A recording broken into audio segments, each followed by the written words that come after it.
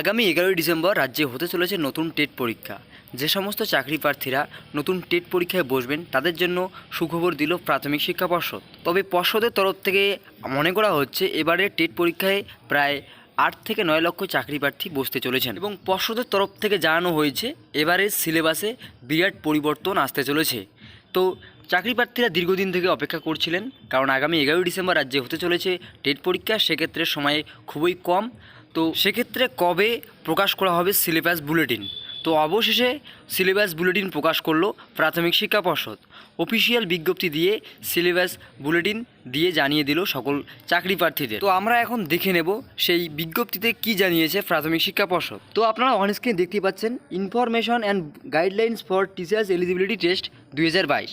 তো এখানে কিন্তু পরীক্ষার ডেট উল্লেখ করে দেওয়া রয়েছে, ডেট 11/12/2022 অর্থাৎ 11ই ডিসেম্বর, এবং পরীক্ষার যে সময় সেটাও কিন্তু জানিয়ে দেওয়া হয়েছে দুপুর 12টা থেকে 2:30 পর্যন্ত।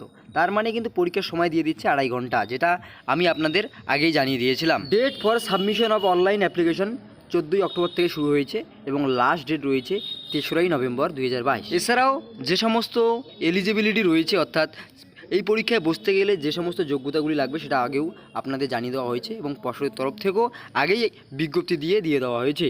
তো এছাড়াও কিন্তু এখানে উল্লেখ করা রয়েছে যে কোশ্চেন প্যাটার্ন কীরকম হবে এবং কোথায় কত নাম্বার থাকবে সেটা আমরা এখন দেখে নেব। তো আপনারা দেখতেই পাচ্ছেন চাইল্ড ডেভেলপমেন্ট অ্যান্ড পেডাগোগিতে 30টা প্রশ্ন থাকবে এবং 30 নম্বর থাকবে। এখানে কিন্তু প্রত্যেকটা সাবজেক্টেই 30টা প্রশ্ন থাকবে এবং 30 নাম্বার করে থাকবে, অর্থাৎ পার কোশ্চেন 1 নাম্বার। এছাড়াও অনেকে প্রশ্ন করেন যে টেট পরীক্ষায় কি কোনো রকম নেগেটিভ মার্কস থাকে? তো এখানে কিন্তু পরিষ্কার করে বলে দেওয়া রয়েছে there will be no negative marking. এছাড়াও বলা রয়েছে the question paper will be bilingual, অর্থাৎ বেঙ্গলি অ্যান্ড ইংলিশে থাকবে। এছাড়াও ডিউরেশন অফ এক্সামিনেশন 150 মিনিট, অর্থাৎ 2.5 ঘন্টা থাকবে। এছাড়াও কোয়ালিফাইং মার্কস কিন্তু এখানে উল্লেখ করে দেওয়া রয়েছে, এখানে 60% নাম্বার লাগবে 150-র মধ্যে।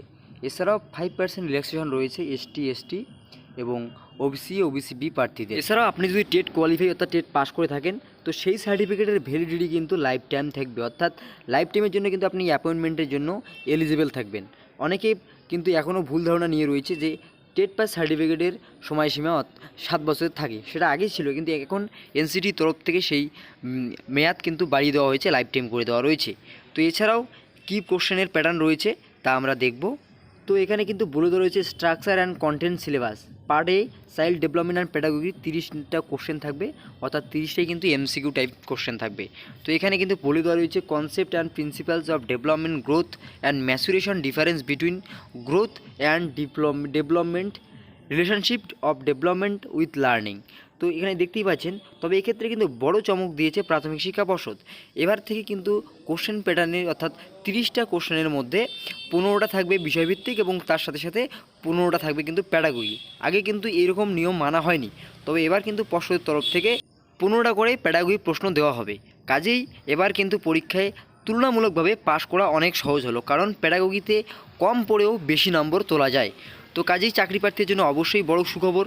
আমি অবশ্যই এই পিডিএফের লিঙ্ক আপনাদের দিয়ে দেবো, সেখান থেকেও আপনারা ডাউনলোড করে দেখে নিতে পারেন। তো ভিডিওটি ইনফরমেটিভ মনে হলে অবশ্যই লাইক করে দেবেন, প্রচুর পরিমাণে শেয়ার করে সবাইকে জানিয়ে দেবেন এবং এই সমস্ত আপডেট পেতে অবশ্যই আমাদের চ্যানেলটিকে সাবস্ক্রাইব করে জুড়ে থাকবেন। ধন্যবাদ।